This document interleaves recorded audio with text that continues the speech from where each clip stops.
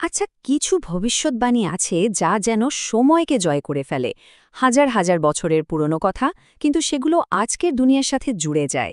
আজকে আমরা ঠিক এমনই কিছু ভবিষ্যৎবাণী নিয়ে কথা বলবো, যা প্রাচীন সব পাণ্ডুলিপি থেকে শুরু করে একদম আজকের দিনের আকাশছোঁয়া বিল্ডিং পর্যন্ত বিস্তৃত।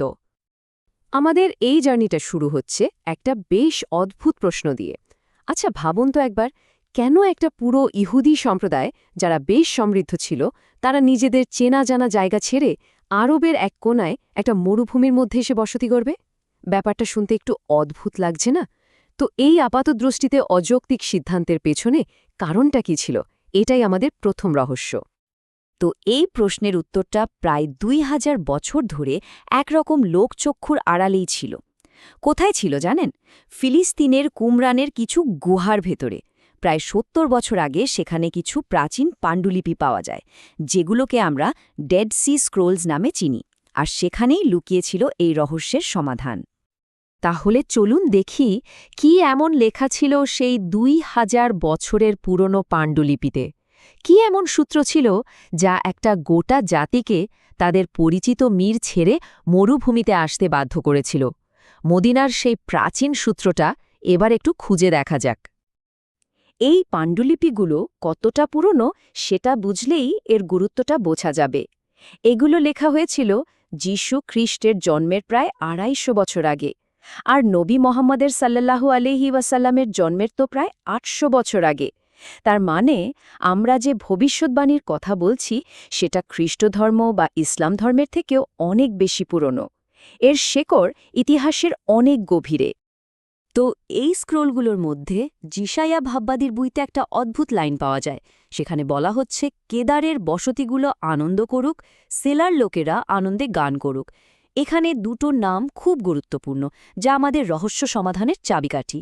একটা হলো কেদার আর অন্যটা সেলা। আচ্ছা, এই দুটো শব্দের মানে কি? চলুন একটু ভেঙে দেখি। কেদার ছিলেন নবী ইসমাইলের আলাইসাল্লামের ছেলে, মানে সোজা কথায় আরব জাতির পূর্বপুরুষ। আর সেলা, এটা কিন্তু কোনো কাল্পনিক নাম না। আপনি যদি আজকেও মদিনায় যান, দেখবেন সেখানে সেলা নামে একটা পাহাড় আছে।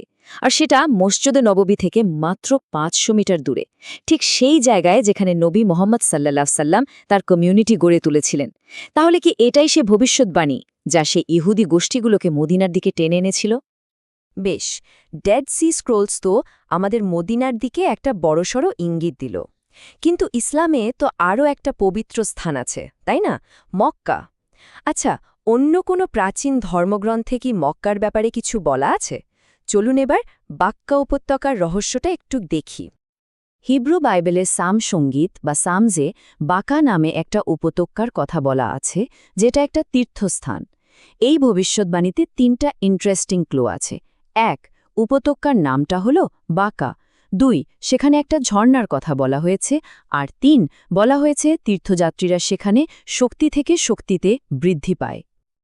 এবার চলুন এই ক্লুগুলোকে মক্কার সাথে একটু মিলিয়ে দেখি। ব্যাপারটা কিন্তু বেশ অবাক করার মতো। বাকা উপত্যকা, আর কুরআনে মক্কার একটা প্রাচীন নাম হল বাক্কা। প্রায় একই রকম উচ্চারণ। ঝর্ণার স্থান বলতে নিঃসন্দেহে জমজমকূপের কথাই মনে আসে। আর শক্তি থেকে শক্তিতে বৃদ্ধি পাওয়া, এটা তো হজের সময় সাফা আর মারওয়া পাহাড়ের মধ্যে দৌড়ানোর যে রীতি, সেটার কথাই মনে করিয়ে দেয়। দেখুন, প্রত্যেকটা সূত্র কেমন নিখুঁতভাবে মিলে যাচ্ছে। প্রাচীন মানচিত্র আর জায়গার সূত্র থেকে বেরিয়ে এবার আমরা একটু বিশ্ব রাজনীতির দিকে তাকাই। এমন একটা সময়ের কথা বলবো যখন দুটো সুপার পাওয়ার একে অপরকে শেষ করে দেওয়ার জন্য লড়ছিল। আর ঠিক সেই সময়ে করা হয়েছিল এক আশ্চর্য ভবিষ্যৎবাণী, যা ইতিহাসের মোড় ঘুরিয়ে দিয়েছিল। ৭ম শতাব্দীর শুরুর দিকের কথা। তখনকার পৃথিবীর অবস্থাটা একটু চিন্তা করুন। একদিকে হাজার বছরের পুরনো পরাশক্তির রোমান সাম্রাজ্য, আর অন্যদিকে তাদের কট্টর শত্রু পারস্য সাম্রাজ্য। পারস্যের আক্রমণে রোমানরা তখন প্রায় ধ্বংসের মুখে। জেরুজালেম, মিশর, সিরিয়ার মতো বড় বড় জায়গা তাদের হাতছাড়া হয়ে গেছে। সবাই ধরেই নিয়েছিল রোমানদের পতন এখন শুধু সময়ের ব্যাপার। পারস্যের রাজা তো এতটাই আত্মবিশ্বাসী ছিলেন যে তিনি রোমান সম্রাটকে চিঠি লিখে ব্যঙ্গ করে বলেছিলেন, তোমার ঈশ্বর কোথায়? সে তো জেরুজালেমকে আমার হাত থেকে বাঁচাতে পারল না। অবস্থাটা এতটাই খারাপ ছিল যে কোনো ঐতিহাসিকের কাছেই মনে হয়নি যে রোমানরা আর ঘুরে দাঁড়াতে পারবে। তাদের বিজয় তখন সুনিশ্চিত মনে হচ্ছিল। আর ঠিক এই রকম একটা নিরাশাজনক মুহূর্তে যখন সবাই রোমানদের হার নিশ্চিত ধরে নিয়েছে, তখন কোরআনে এক অবিশ্বাস্য ভবিষ্যদ্বাণী করা হলো। বলা হলো যে রোমানরা যদিও এখন পরাজিত, কিন্তু তারা কয়েক বছরের মধ্যেই আবার বিজয়ী হবে। ভাবুন একবার, তখনকার পরিস্থিতিতে এই কথাটা বলা কতটা অকল্পনীয় ছিল। এই ভবিষ্যদ্বাণীর ওপর বিশ্বাসটা এতটাই দৃঢ় ছিল যে নবীর একজন সঙ্গী আবু বকররা মক্কার একজন অবিশ্বাসীর সাথে ১০০টা উটের বাজি ধরেছিলেন। এটা কিন্তু শুধু একটা বাজি ছিল না, এটা ছিল ঐশ্বরিক কথার ওপর তাদের অটুট আস্থার একটা প্রমাণ। আর ইতিহাস সাক্ষী, যা বলা হয়েছিল ঠিক তাই হল। ৬২২ সালে রোমান সম্রাট হেরাক্লিয়াস অবিশ্বাস্যভাবে এক পাল্টা আক্রমণ শুরু করলেন, আর ঠিক ৬২৪ সালে তারা পারস্যের বিরুদ্ধে একটা বিরাট জয় পেলেন। কিন্তু আসল চমকটা অন্য জায়গায়। ভবিষ্যদ্বাণীতে বলা হয়েছিল সেদিন বিশ্বাসীরাও আনন্দ করবে।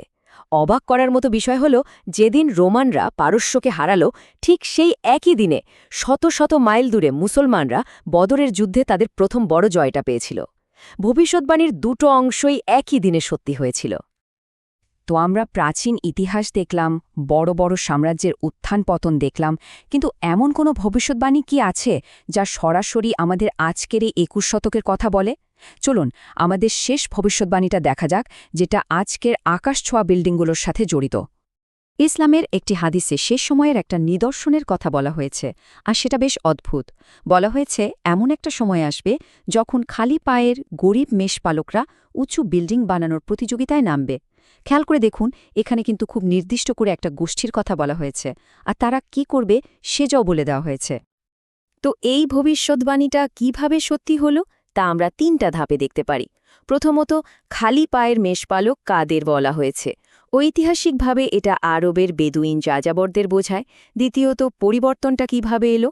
বিংশ শতাব্দীতে তেলের আবিষ্কার এই মেষপালকদের রাতারাতি পৃথিবীর সবচেয়ে ধনী জাতিগুলোর একটার কাতারে নিয়ে এলো, আর এর ফল আজকে আমরা দেখতে পাচ্ছি সেই বেদুইন ঐতিহ্যের দেশগুলোই একে অপরের সাথে বিশ্বের সবচেয়ে উঁচু বিল্ডিং বানানোর প্রতিযোগিতায় নেমেছে। এই প্রতিযোগিতাটা যে ঠিক কোন পর্যায়ে গেছে সেটা একটু ভাবলেই বোঝা যায়। দেখুন, গিজা পিরামিড বা আইফেল টাওয়ার, যেগুলো একসময় পৃথিবীর আশ্চর্য ছিল, সেগুলো আজকের বুর্জ খলিফার কাছে কিছুই না। ১৪০০ বছর আগে যখন এই ভবিষ্যদ্বাণী করা হয়েছিল, তখন হয়তো কেউ ভাবতেও পারেনি যে উঁচু ভবন মানে আক্ষরিক অর্থেই এতটা উঁচু কিছু হতে পারে। তো আমরা বেশ কয়েকটা সূত্র দেখলাম যা হাজার হাজার বছরের ইতিহাসকে এক সুতোয় বেঁধে ফেলে। এই সব কিছু আমাদের একটা বড় প্রশ্নের সামনে এনে দাঁড় করায়। যখন ১৪০০ বছর আগের একটা টেক্সট আমাদের আজকের এই ২১ শতকের পৃথিবীর কথা এত স্পষ্টভাবে বলে, তখন এটা আমাদের ঠিক কী নিয়ে ভাবতে বলে?